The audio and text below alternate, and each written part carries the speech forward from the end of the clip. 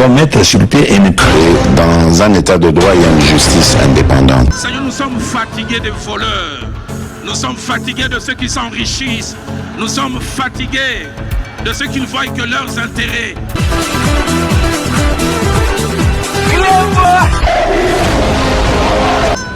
Je m'engage à user de tout ce qui est en mon pouvoir pour que les erreurs du passé ne se reproduisent plus et pour que les actions nécessaires à l'avancement de notre pays soient promptement prises.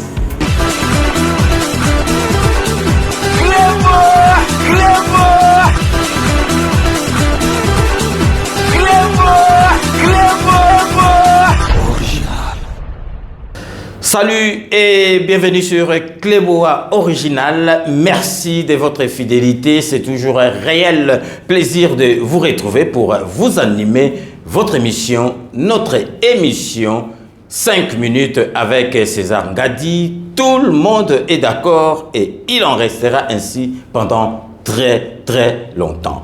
Boyebike Nazongaki Nakin, ça c'est ma 3e émission. Base, donc Tokomiko Vanda Nakin, je ne cesserai jamais de vous le dire parce que tous ont quitté na élection législative, yango anangai po nangai en ce qui me concerne, na lobaki non, il faut na vanda sur place, donc tout préparer staff base, donc na marque que on recule pour mieux sauter, on peut toujours reculer pour ne plus sauter. Donc, ça ne sera pas notre cas. Sala penza, ma solo, o esengeli to sala. Donc, émission nabiso ya lelo, bomoni na titre, tolo bate. Ce qui to lobby ngana lobelake belé, fayulu na lobelaka église catholique. Mais au mona, bato catholique, bah César Ngadi, boina bola ba catholique te non. Mais Sogli Kambozali, il faut te loba. Bon, mon aki papa yaki awa.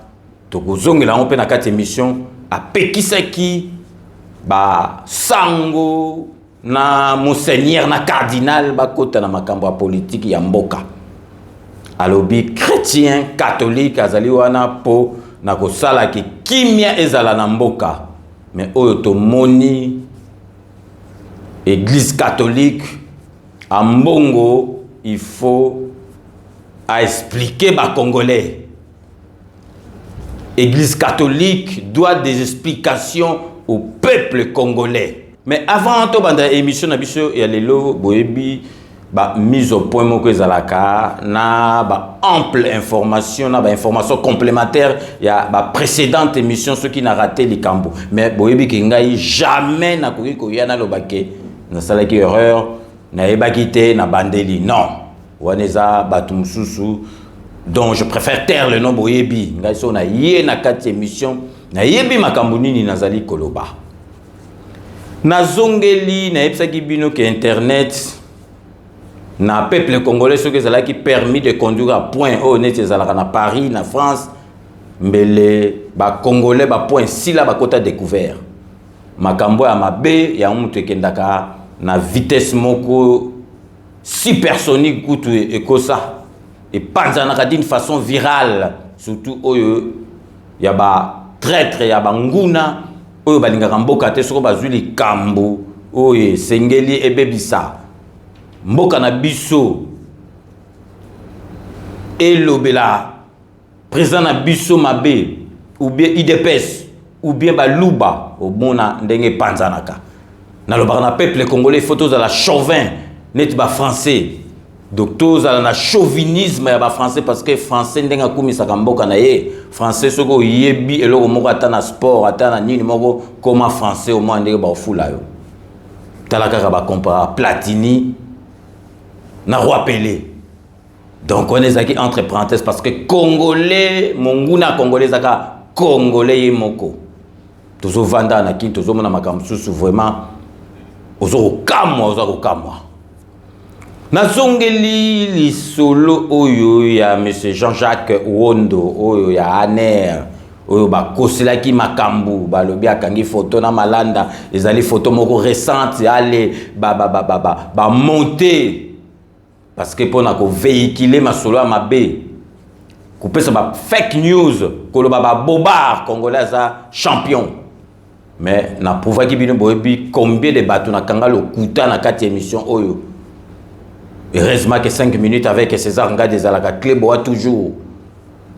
Jean-Jacques Wondo ba kosela ki makamda la bino ba photo an ezo daté de 1987 ba ngo ba bimisi yango marque que ezaya sika. Nazoeb Sabino, pourquoi Jean-Jacques Wondo, monsieur Jean-Jacques Wondo azali ciblé parce que yé na aner yé mutazali ko sala réforme ya aner yé mutazali ko moderniser aner et comme masola malam na ndenga sika yango wana azana ba ennemi ebele na prouva ki bino boyebi ke ngai bato tout balanda nga na za objectif banda na bande bi mission nga na changera position te na za versatilité. Boyebi soki likamba mabe na lobaka soki ya malamu pe na koloba na ebisaki bino c'est archi faux archi faux oyo balobaki concernant monsieur Jean-Jacques Wondo beaucoup mona pe que ezali ya solo makambo na lobaki parce que na lagisaki bino ba preuve sikoyo na lengi lisusu parce que émission précédente na salaki à liboso demande moko na salaki na président de la République et puis si polémique bato yo mitu na bango penza bazo réfléchir ba pesinga y raison. J'en profite de l'occasion qui m'est offerte lisusu na 4 émissions pour na ko réitérer demande na ngai o na salaki na président de la République président Fachi ebi kenga na ko sofo bulte na ko peso idolo ya faute na yebisaki yo président Fachi au moni makamususu tozali ko mona na mboka na biso trop c'est trop ba komi ko ça li seki trop parce que ba yebi que président Fachi yo barara batute ya nganga na yebisaki yo président Fachi ta service moko ya ko barrer batu donc ngana zali donc demander na zo poste wana yo ko tika no kaka Jésus Christ de Nazareth ngana oza Barabas donc parce que discipline au komone kokota au moni prédécesseur na zaki Kabila babando pa ke po ani bando bange po baraka batu au mona makamususu donc mutango sala bien ce que raté ou bien sali bon bako barengai mais babiga que président de la République liberté d'expression président de la République donc moi na nzambe président de la République Jésus de Nazareth ça ni koto rien ya ngono moni masolo koti bo toko bare batu tout ba traître oyo bazo toucher makambo oyo ya mboka oyo ya meki mutu lokola alingi ya po barre yo biso soto je photo barre to pese exemple Mobutu catholique pratiquant abando barre batu mais azo ken d'église service mo bonale Mobutu so babika bu OK pa ya bolozi ou bien sili e ozaka netika OK pa ya klebo ya service ya klebo ya César Ngadi okodaye masa mokuta sekisinga masa nanga penza donc to banda na eboka bien na première primaire ti to kenda na humanité na ye azaka na Londres masa nanga wana kombo na ye Marco Kitenge biso na chike zalaki Boniface Munongo Sele alobi nanga César Ngadi zolo baka boye so ba pesio sa arrêter mutos masa nanga ye na cause esprit la musique ko kansate ke na o sagère na ko barrer penza solo penza na barrer mutu. Les AGT parce que talaga bino moko makambo ezoleka misusu na bamboka na biso donc na marque de l'air Kabila l'air Mobutu et ko lekate soki bazo sala ngo parce que ba que président de la République Fachi Beto a bararaté donc une fois de plus président de la République n'a réitéré demande na ngai service salama service facile les tableaux comme moko boye. Il faut baraka batu donc au moins on pensa batu bazonga na temps président de la République Fachi Beto yebi nga na opezo fo bulte ndimelanga grand boule au monde na batu tout bazonga na temps donc on est zalaki message il fallait vraiment en repasser en le sous bateau va comprendre mais et puis c'est parce que la plupart bon nombre de personnes bah pesinga y raison donc avant de enchaîner ce qu'on a sujet na biso il y a église catholique nous allons marquer une pause publicitaire il y a ba partenaire na biso donc restez connectés sur Kleboa original on revient tout de suite.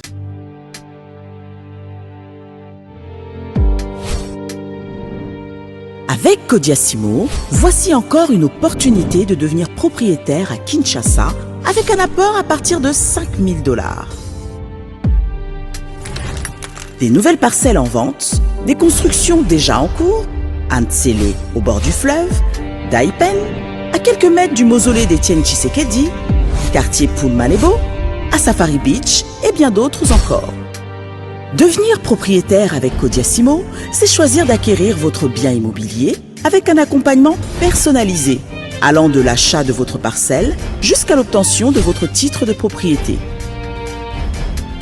Avec un service après-vente assuré par notre équipe juridique chevronnée, vous êtes garanti de recevoir votre titre de propriété, peu importe votre lieu de résidence. Avec Kodiasimo, vous avez la garantie d'un service clé en main. Kodiasimo, la meilleure adresse pour construire la vôtre.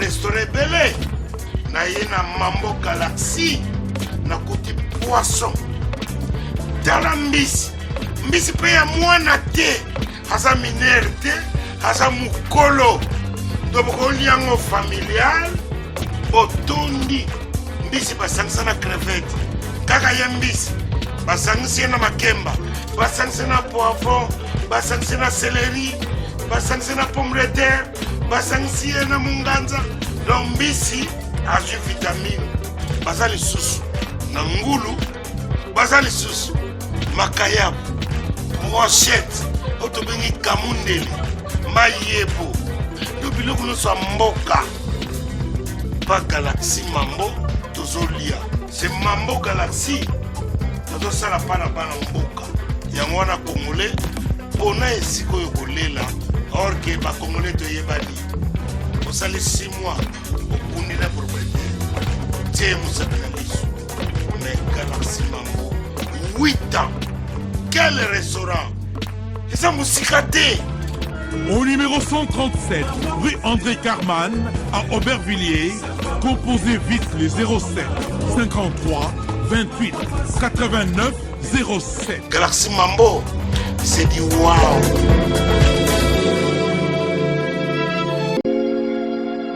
Sepela TV ezali décodeur ya Banamboka. Sepela TV différence nango ezali na ba décodeur mususu oyo tozalaka nango na kati ya ndaku. Sepela TV botala ngo ezaka mukie. Eza mukie olingi ko voyager ozui yango o voyager nango. Parce que ba décodeur oyo biso tozalaka nango evandika na ndaku mais Sepela TV déjà eza mukie botala ozui o kolisa ngo na poche na kosi na poche à veste o voyager o memi yango partout dans le monde ici ka zo kende. Donc ozaka na besoin ya câble HDMI courant na internet. Internet est comme partout, courant est partout. Donc ils en a plus de 500 chaînes yo surtout ya kitoko. Bilengi ba choix ya congolais kaka mutaoye bango. Donc congolais kaka mutaye bango. Congolais kaka mutaoye ba elengi nini yo kaka. Donc congolais kaka mutaye bango. Donc c'est relative ça ya Banamboka. Bozwa abonnement nango okozwa ngo ya ne mobimba okozwa ngo pe par mois. Au bengi bango na ba numéro na bango bozali komona. Donc Sepela TV ezali décodeur ya yo ya ngai. Donc ezali ya étranger te ezali ya Banamboka. Avec Sepela TV tout le monde est d'accord et il en restera ainsi pendant très longtemps. Bienvenue dans le monde de Sepela TV. Sepela TV est le décodeur qui vous permet de suivre les chaînes du Congo en direct de la diaspora. Chez Elbito Coiffure, toujours, ça marche comme ça là, avec la diminution là. Toujours.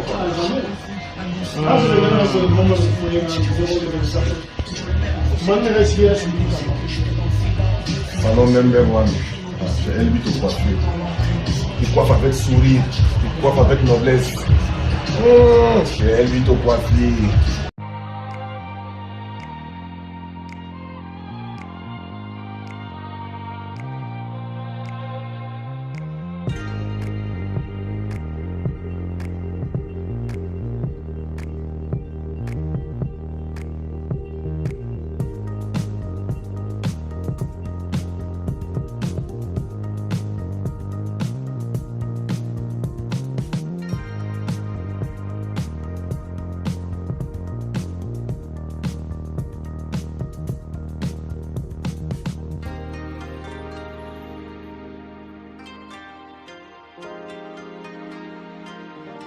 De retour sur le plateau, bienvenue pour ceux qui viennent de nous rejoindre après ces bandes annonces relatives à nos partenaires Oyoboyebi, Sepela TV, Kodia Simo, Restaurant Galaxy Mambo, Salon de coiffure El Binto Coiffure Kuna Nakatia Saint-Denis. Binomoko Boyebi, Sije Obomoni, tout le que l'Église catholique doit des explications au peuple congolais.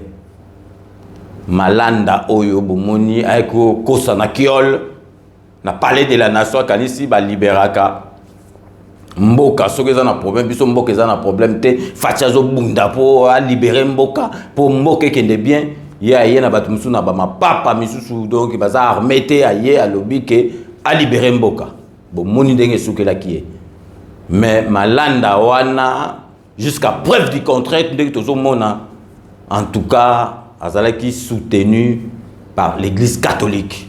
L'Église catholique a prouvé le contraire. Donc, on a Sabino, élément au Bogotala. Donc, bazui malanda kenda kikuna na Vatican ezali na monnaie nango ezali na armée nango ezali donc pays mususu soki ba nommé ambassadeur na Italie, aza musus na Rome, musus na Vatican. Vatican ça la drapeau nango hymne national nango donc église catholique ezali donc mboka mobimba. Ba zuye kuna ba kei ba yambiye ba sali ba masolo boko yoka na vidéo nazo la Sabino ba ke ko introniser ye bazo beta ba masolo ya marque ke donc yende to moni a cause la présent ya nouveau Zaïre babilo au moment où ba yebike mboka na biso comme nango République démocratique du Congo présent nango Félix Antoine Tshisekedi wana esalemi avant aya kosala ba masolo oyo yuti kosala boko expliquer biso nini oyo mutu moko aye kuna na Vatican bino bozo introniser bozo introniser que yaza président automoni que ako memamboka bien à la nouveau mais boule nil parce que boyeba ki déjà que président zali awa mboka na biso zali République démocratique du Congo bino bozo ba nouveau Zaïre et puis la même personne yé mutu ayeko sala bambeba automoni sikoyo toloba te église catholique boko expliquer biso nini to tiki bino na ba image bolanda bino moko ou il est kuna ezali pasi na mawa pour la église catholique. Donc restez connectés sur Clébois original. On revient tout de suite. Voilà. Monseigneur Mbote, yo mutoko kiko décrypter les biso cérémonie et salami lelo, yo moko pe osala qui intronisé. Alors cérémonie ezali nini po et bazali ko bana italien et to comprena qui profondeur ya sens na mo pinda. Misa touti kosambela pe okati ya milulu ya misa tosalaki wana biloko bikosangisa eta ya Saint-Pierre et Paul oyo ekangemi na Vatican na eta ya mboka na biso Nouveau Zaïre pote bisanga tosala lokola Kristo akangisi biso na misa touti kosambela tolanda ye po ya koyebisa bosolo pe nzela pe bomoi oyo tosenkopesa na bana ya Nouveau Zaïre. Bongo milulu miwana touti kosala sikawa ezali kozwa bobenisi pe na bobenisi wana biso tango tosangani na président Malanga eyamba na biso tomoni te yende alongo bani pote akoma président ya république yango wana topesi ye lelo makokisi maimaso na eta ya Saint-Pierre et Paul na kati ya Vatican te mpo na biso azali de nini ja président. Voilà. Yo ozali Monseigneur Akuma, oyebani makasi na Vatican awa, notamment na milieu ya ba Congolais et na milieu ya Papa Oya Liboso, ozalaka Papa Jean-Paul II, ozalaka exorciste na ye. Zali ozali moto moko, ozali na mayele ya bomoto, mais ozali pe na mayele oyo spirituel. Okoki komona oyo liso ya moto nyonso ezali komona te. Eloko nini omoni na nzoto ya elenge mobali oyo esali que ozwa presque sous protection na yo et au présenter na ba milieu oyo ya makasi awa na Vatican. Bokutani biso na elenge oyo euti ezali mbuma ya sambo ngai nazali kokoba kosala tango na longwaki na Vatican akei na mboka boko ya kosala makambo etali développement po totonga ekolo na biso kokoso oyo ngai nazwi kuna esali te toye kozonga makambo masalemi te sikawa batuni ngai te bongo makambo yango masuki bena nzela ya boto yo lokolo mona kozo omona ndenge nini ngai nalobi te mwinda moye mosaka te tokenda kuna mpe tokomi awa tozongi awa mozali seko kopela bongo te nakosambela nde omeli mingi te nzambe akolukela biso moto akotindela biso moto oyo azali na makoki ya kokamba ekolo na biso na kokoso nyonso oyo azali na yango mpo te azala moto azali na bokasi ya kobunda azali na elimo ya komipesa mpo te toluka ya makambo maso bolamu bwa ekolo tango ye elenge azalaki kuna na mboka mosika na awa azwi bakokoso oyo elimo asali te baluka exorcise moto oyo akokosukisa kokoso ye azalaki nango balukiluki bote baye kokoma epa na ngai balobi tala tozali na elenge moko ya mboka na yo kasi azalaka na mboka mosusu azali na kokoso boyo mpe balebisi biso te yo okokobikisa ye kosalisa ye lokola ngai mpe nandimaki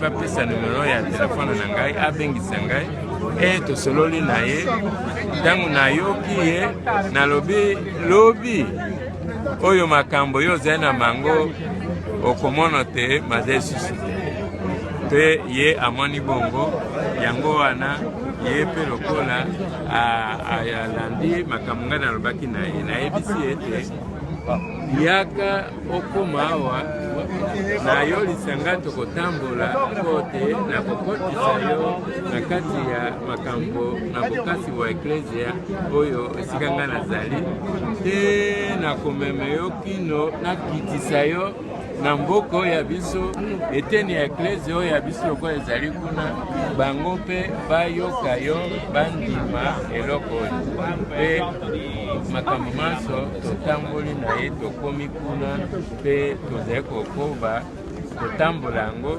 lokola tokutani sikawa na kati ya eleko ya pasika kristo oyo asekwi lokola tolobaki na italien bongo ngonga ekokaki te mpo tona koloba na lingala so na francais ezali komonisa te nzambe oyo ayaki mpo te abikisa biso ayaki na elimo ya mosembo mpe na molungi monene ntango bato balingi kolanda mateya ya mai te balobi te baboma ye mpe babomi ye akasaki te balongi ye bongo yango wana ye alugoi asekwi batiaki basoda mpo bakengele ye mpo bino moko boyi tolanda les images ont parlé d'elles-mêmes botala nano président oyo bozolobaki président ya sika oyo akokumbela masolo ya nouveau Zaïre au moment où boyebi ke na mboka wana président de la république comme na ye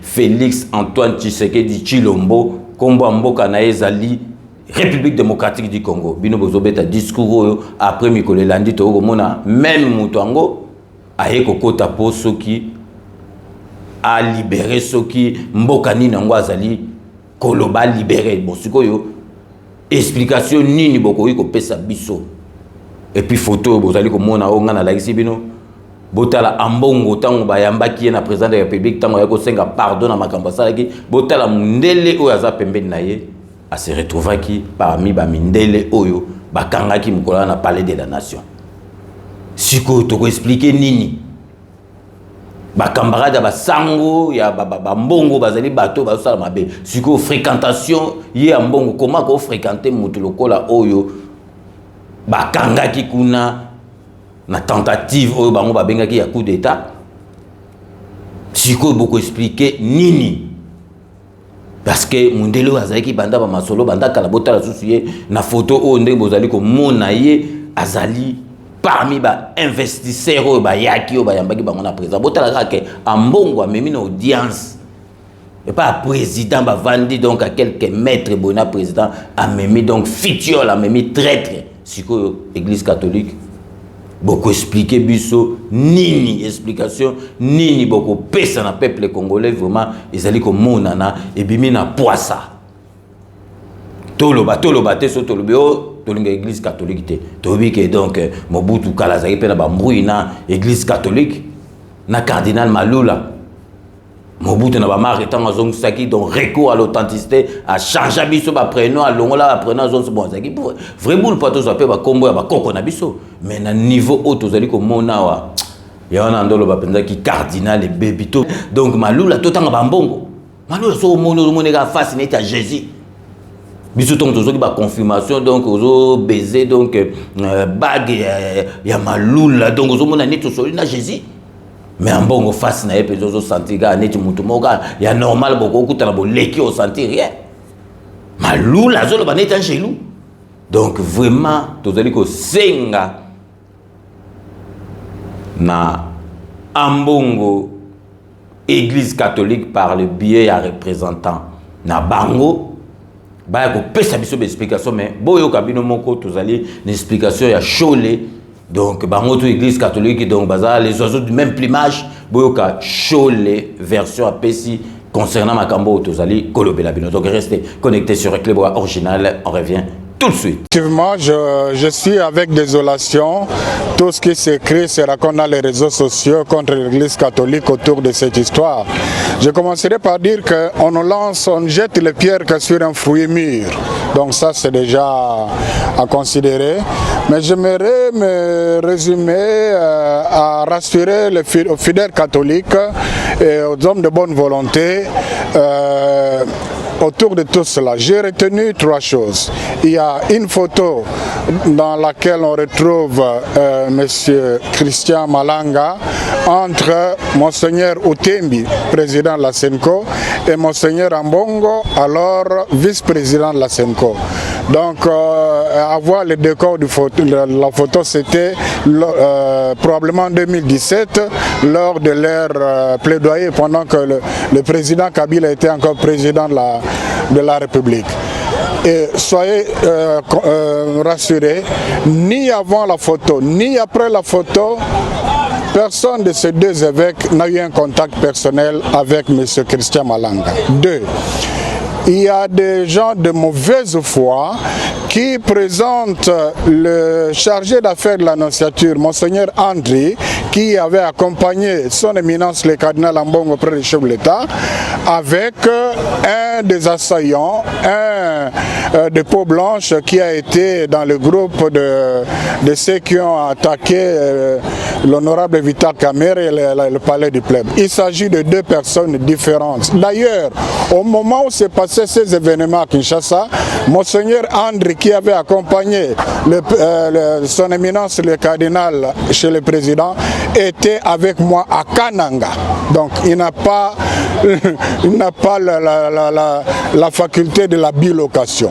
En 3e lieu, il y a une vidéo où on parle de Monseigneur Wakumba qui raconte ce que vous avez entendu là. Après recherche, il s'agit d'un abbé incardiné au diocèse de Lissala qui vit comme un électron libre en Italie. Donc c'est quelqu'un qui combine les choses, qui n'honore pas l'Église catholique et quelqu'un dont le dossier est traité au niveau de la hiérarchie de l'Église à cause de son comportement. Et personne, ni son évêque, ni le prêtre de son diocèse, ni les gens, personne ne sait comment il a eu le titre de Monseigneur. Dans l'église catholique, ce n'est pas comme dans d'autres églises où on se réveille le matin, on se donne le titre de bishop ou archibishop. Ça ne se passe pas comme ça. Donc là, ça ne va pas. Alors, il n'engage pas l'église catholique. Et d'ailleurs, un prêtre qui parle d'un état de Saint-Pierre et Paul, mais il a oublié toute sa théologie.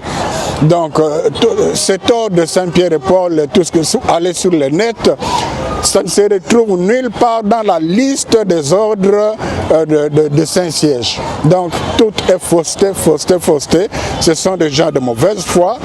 Je ne sais pas pourquoi ils en veulent à l'église catholique. C'est pour ça que je dis on ne jette de pierre que sur un fruit mûr. Bino moko boiti Olanda, chole oya lobby. Mais na yebite na ba image biso to lakisi bino na o chola lobby. Donc drôle de coïncidence. Mutango oyo boyambi ye mututo okuta na palais de la nation ayeko sala ben frakatawana et puis bateau mususu donc mundela ngo tomonier na audience bakei esika ya président de la République na bureau président de la République. Donc ozoya na fitiole donc na mutumo donc yo okolo bela biso ke ambongo oyebakite obe ozotambo na mutumo oyebite. En tout cas, pour Nangaï, donc cela n'engage que moi-même, Église catholique, tous la banquette, Église catholique, ils ont na kati ya masolo oyo par rapport à ma kambo to la kisi bino. Donc vraiment, tous allez comprendre que boyoka bino mo to zotia la bino extrait, boyoka pap yemoko azali ko pekisa. Basango, batoyo. Ba représentant ka église catholique ba kota na ba politique ya ba mboka te bazali wana po na ko aider kala te omona penza ba sango akala bo mona penza ke non ba livrer bazo pesa na ba rentrée scolaire ba cadeau est-ce que ba sango ya catholique bo mona su na ba église masolo ne salama masolo ne salama te tozo tila bino pape boyoka message à pesa ki na église catholique par rapport à la politique, il y a Mboka, Oyo et Sika, Basaliko, Vanda. Donc restez connectés sur Clébois Original, on revient tout de suite. Humble. Tant de fois nous avons entendu, un bon catholique ne se mêle pas de politique. Ceci n'est pas vrai, ceci n'est pas la bonne voie. Un bon catholique se mêle de la politique en offrant le meilleur de lui-même, pour que le gouvernant puisse gouverner. Mais quelle est la meilleure chose que nous puissions offrir aux gouvernants? La prière. C'est ce que Paul recommande. J'insiste avant tout pour qu'on fasse des prières pour tous les hommes, pour les chefs d'État et tous ceux qui ont des responsabilités. Mais Père, celle-là est une mauvaise personne, elle doit aller en enfer. Prie pour lui, prie pour elle, pour qu'il puisse bien gouverner, pour qu'il aime son peuple, pour qu'il serve son peuple, pour qu'il soit humble.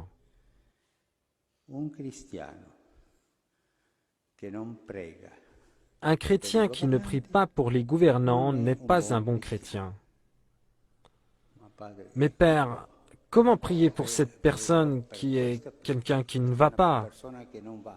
Prie pour qu'il se convertisse. Bino Moboto Landa, donc pape a compris qu'il y a quelque chose qui ne va pas. Surtout Cholena, Bambongo, Awa Penza na Congo, Zalaki. Donc à chaque occasion, Bazo Bima, Bazo, le bas politique n'a pas photo boité. Église catholique, Toyebi. Il faut base à la neutre. Bazo le bas makamsoki, ils a bien été église catholique, n'a pas église mususu, bozana droit ya koloba. Mais beaucoup de goya, que ça la condamnation morobo était, na makamorobo bozali ko maîtriser te. Et ça dit malam te d'ailleurs toujours sabino to, c'est que déjà bino to solo qui na bino.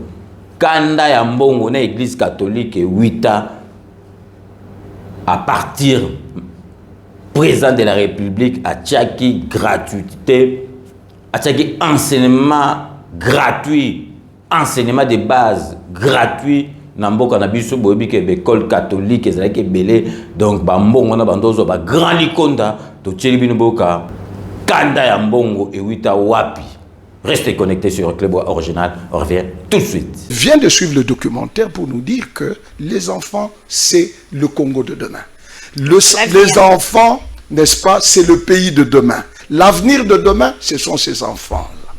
Qu'est-ce qui se passe dans cette histoire de gratuité? Oui, allez-y, dites-nous. Et puis je signale ici que vous étiez dans le comité de parents. J'étais dans le comité de parents, je connais beaucoup de choses. Pour nous expliquer ces dossiers, qu'est-ce qui se passe? Je prends seulement l'Église catholique. Allez-y. Sur toute l'étendue du territoire, l'Église catholique est en train, n'est-ce pas, de gérer plus de 12 000 écoles. 12 000 écoles. L'Église catholique. L'Église catholique. Un allié de taille pour l'éducation. Pour l'éducation, effectivement, c'est pourquoi on les appelle les conventionnés, parce qu'il y a une convention entre l'État et ces églises-là. Donc, c'est-à-dire, ici, à Kinshasa, nous avons plus de 100 000 élèves, n'est-ce pas, candidats d'éducation de base, qui dépendent de cette église-là. Mais ce qui est curieux, Noël, c'est quoi? À l'époque, quand nous, on payait, parce qu'au fait... Là, vous étiez encore dans le comité des parents? On était dans le comité de parents. On était dans le comité de parents. Ce ne sont pas les parents qui sont appelés à payer les enseignants. On l'avait fait en fonction de ce qui s'était décidé dans le temps pour favoriser un peu les parents et les enseignants, n'est-ce pas? À l'époque, c'était une valeur d'une bouteille de coca. Au-delà de ce que l'État donnait, les parents avaient la charge de payer. La charge comme de dans payer. les écoles privées. On a évolué pour commencer à payer 360 $ dans l'école où j'avais ma fille. Okay. Mais sur chaque argent qu'on payait, l'archevêché. Avec combien? Comment se faisait la Pas l'archevêché, et d'ailleurs, l'archevêque. L'archevêque de Kinshasa. Prenait 100 $ sur chaque minerval de l'élève. Expliquez-nous bien. Nous avons plus ou moins de 100 000 élèves catholiques et vous prenez 100 $. Par élève? Par élève. Pour l'archevêque? Oui. Donc sur le 100 000 que compte Kinshasa, l'archevêque avec 100 $ sur chaque élève. Appelez quelqu'un qui viendra me contredire parce que j'étais à l'APEC. Ah bon? Ça c'est de 1. Quelle révélation. Toutes les autres institutions ici, le promoteur, le sœur, ponctionné, le comité de parents, on avait 1% sur chaque minerval. Là, c'était avec le régime Kabila. Avec le régime Kabila, quand on payait. Et aujourd'hui, quand un autre président, Félix, vient, il vous dit gratuité, on ne paye rien. Vous êtes en train d'arracher, n'est-ce pas, quelque chose dans la bouche. Les avantages personnels. Donc, c'est-à-dire, en quelque sorte, personne ne voudra entendre ce son de cloche. Ah, c'est là que ça fâche. Oui. À un certain moment, il y avait deux parents qui étaient révoltés. Non, nous devons payer. Nous leur avons dit, permettez ne fût-ce qu'à un Congolais qui est incapable de toucher 10 000 francs, si vous en avez beaucoup, allez dans des écoles. Il y a des lycées françaises, il y a Loupio, il y a d'autres écoles. Vous pouvez mettre vos enfants là-bas, mais permettez à tout Congolais moyen de scolariser son enfant. Donc le régime Tshisekedi a combattu des intérêts personnels et voilà. Et aujourd'hui, on est en train de le combattre. Opposition. Mais je vous le dis, je parle comme ancien membre de l'APEC. Donc vous voyez, vous, quelqu'un qui touchait un tel montant a acclamé le pouvoir pour dire non, écoutez, vous avez décrété la gratuité. Maître Guilain, donc, Bilmo Boto Landa, comment Mbongo Golinga Félix Antoine Tshisekedi? Alors, les beefsteak na monoko donc cop na bango zaki ndenga na bazo bali konda, siko yo enseignement gratuit et ko baby sama solo, bon comprendre parce que biso to lo baramakambo avec preuve. Donc yangona lelo penza il fallait to betasser to la sabino que église catholique d'autant biso to lo babaza ba fitiole. Donc, bino moko bo moni mutu ayeko sala masolo na parler de la nation ba yambaki ekuna ba introniser que ye prochain président ya nouvelle ceux qui zayi makambe belé yende to moni ako kamba et au moment où bazali ko mona déjà que président de la République azalaka na mboka wana to ko expliquer ni.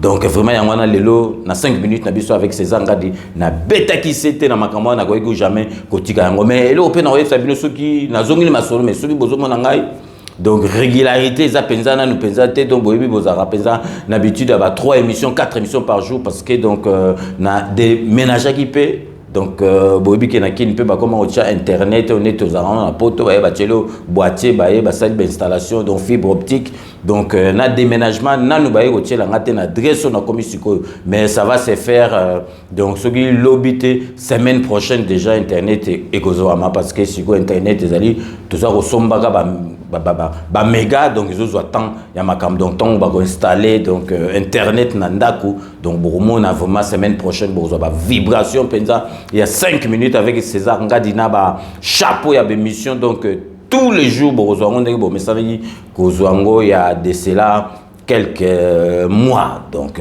ils ont handicapé biso muké donc c'est là vraiment ils allaient indépendamment de ma volonté mais rythme et kozonga bon mais c'est donc tout comme na suka émission na biso boyebika ke ndenge na lobaka. Je vous laisse le soin d'en tirer vos conclusions et de me faire parvenir vos commentaires comme d'ailleurs vous en avez l'habitude. Mais avant aussi cette émission boyebika ke te remercier akabatu o balandara biso ba partager l'émission o bazalaka na biso donc le lot avant to ba remerciement tozali ko souhaiter bon et joyeux anniversaire na Patience Ngadi boyoki donc yazali mwana nchuka azali ngalula ya mama Ngadi biso to botama 6 garçons une fille mwana suka ye morope mwana mwasi ya mama Ngadi ka moko donc bobulega ke ngalula ya mama Ngadi na kombo ya Patience Ngadi donc petit wana timba mabeme na epsaka Patience osaka na formation oh ya ces informations aussi la kanga petit osaka na formation bobulega ke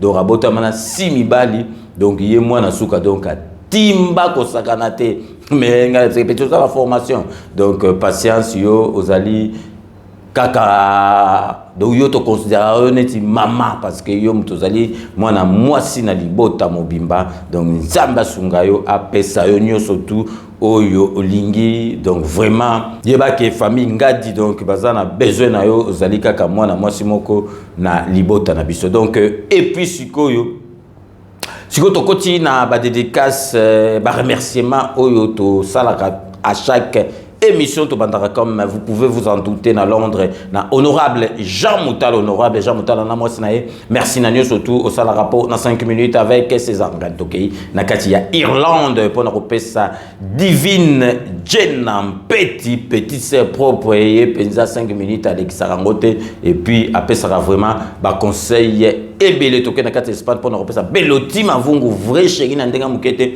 Beloti Mavungu merci na nyo surtout au sala capo na 5 minutes avec César Ngadi Tokei na kati ya France pour na repesa petit nanga Lourouaje oyo moi sinaye a witi kobota donc toutes nos félicitations na madame donc vraiment moi no to Monique est vraiment te souhaiter et la rayon de soleil nabino pour longtemps donc Lourouaje donc ba félicitations donc tel rappel petit na to kolu donc ba Lourouaje ba comme na ba 3 bana donc ezali j'étais donc toye on a kati ya kisasa pona opesa Pepe Makaya merci na surtout au sala rapport na 5 minutes avec César Ngadi Tozongi na France pona opesa petit frère propre Jérémy Mukuna bien donc Jérémy Mukuna merci pour na émission na Bobby donc yé azara mo na ba colère mengam tout na kisara colère ne so na simbieka na kotan CV donc ba colère évidente donc Chai Mukenge, Chai Wabalengela, mon voisin, Mama Chala, Chai Mukenge, Chai, merci Nanyo surtout au sala rapport na 5 minutes avec César Ngadi Tozongi sur na kati à Londres pour na koper sa José Kana qui kakamene, le grand stratège.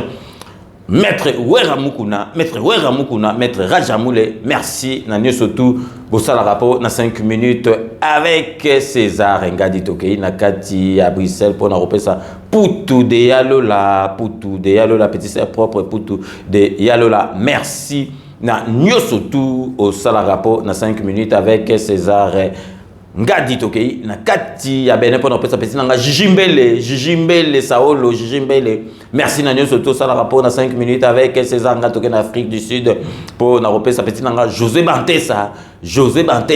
Merci na surtout au sala rapport na 5 minutes avec César Ngadi Tokei siko na kati à Paris pour na kopesa mbote na petit frère propre Sacré Fumu sacré fumu. Petit message, mais et donc sacré fumu, petit frère propre. Donc, donc merci Nanyo surtout au sala rapport dans 5 minutes avec César Ngadi Boyebi Tosu qui sera toujours na Dokotolo Nabiso Jean-Paul Djamba Kaoudi. Merci na ba conseil na yo pour na santé na biso na sengi na bino bolandaka émission Jean-Paul Djamba bobeti na YouTube Jean-Paul Djamba bo s'abonner bozolanda émission pour la santé. Donc vraiment santé et les guignes surtout ceux qui santé za bienté à tous la mbongo batu musu ba olia mbongo nao ceux qui santé za bienté donc mawatro ba projet Eko Salemate. Donc nous sommes arrivés à la fin de ces 5 minutes avec César Ngadi. Merci de l'avoir suivi. Moi j'ai eu l'immense plaisir de vous la présenter. Nous allons nous retrouver dans 24 heures pour un nouveau numéro. D'ici là, portez-vous bien et à très bientôt. N'oubliez pas, tout le monde est d'accord et il en restera ainsi pendant très très longtemps. Bobo Salate, Kanambe, Arozwa, Masolo, Nambuntu, Penadikos.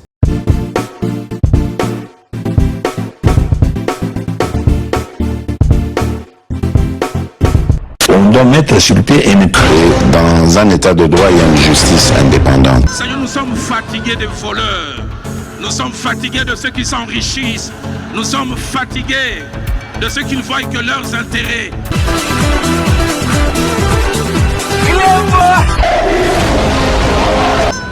Je m'engage à user de tout ce qui est en mon pouvoir pour que les erreurs du passé ne se reproduisent plus et pour que les actions nécessaires à l'avancement de notre pays soient promptement prises.